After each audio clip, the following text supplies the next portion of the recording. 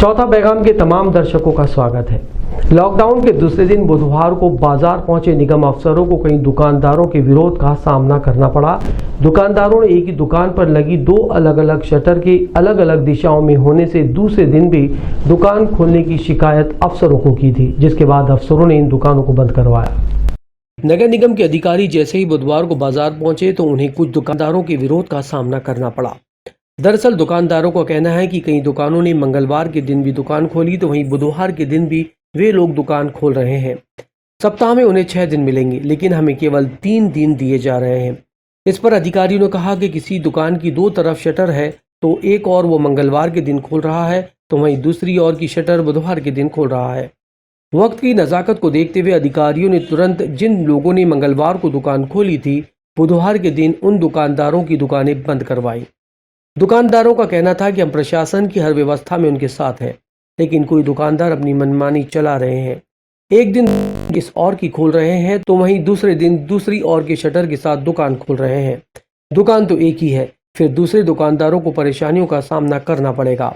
दुकानदारों ने अधिकारियों को घेर लिया। मौके पर मौजूद अधिकारियों ने सभी दुकानदारों को समझाइश देते हुए कहा कि जिस दिन जिस दुकानदार का दिन होगा उस दिन वही दुकानदार अपनी दुकान खोलेगा, अन्यथा उसके खिलाफ कार्रवाई की जाएगी। जिले में अनलॉक की प्रक्रिया शुरू तो हो गई है, लेकिन कोरोना संक्रमित मरीजों का मिलना लगातार जारी है।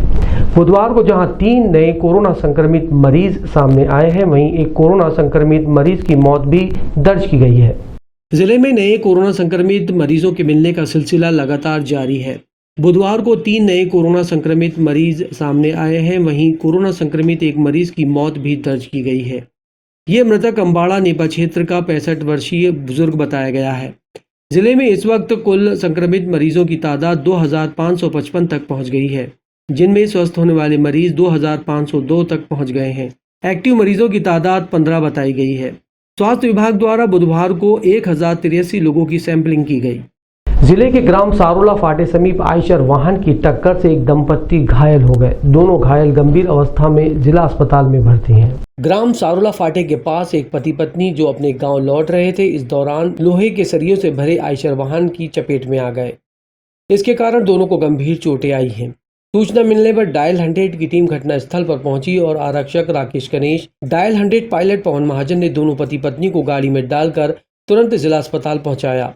यहाँ पर मौजूद अस्पताल के कर्मचारियों ने तुरंत स्ट्रेचर पर डालकर ऑपरेशन थिएटर तक पहुंचाया। दोनों पति पत्नी गंभीर अवस्था में जिला अस्पताल में पहुंचे। ये दोनों ही पति पत्नी कुछ भी बोलने की स्थिति में नहीं।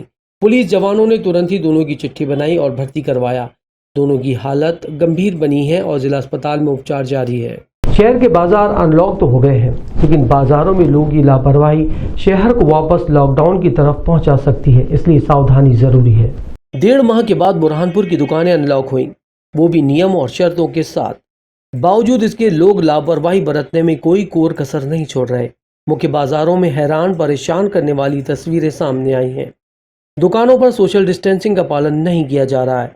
वहीं कई लोग मुख्य बाजारों में बिना मास्क के घूमते नजर आ रहे हैं। ऐसे लोगों को ना तो जीने की फिक्र है, ना परिवार की, ना समाज की, ना ही शहर की। ऐसे लोगों की लापरवाही के कारण ही संक्रमण बढ़ रहा है और फिर नौबत आ जाती है लॉकडाउन की, जिसके बाद आम जनमानस शिकायत करता है कि लॉकडाउन क्यों लगाया जा रहा है। जब हम नहीं बात मानेंगे तो कैसे सुधरेंगे हालात।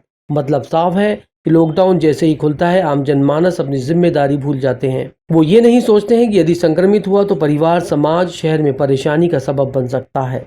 जब कोई कार्रवाई नहीं होती है तो आम इंसान किसी भी नियम को मानने को तैयार नहीं होता।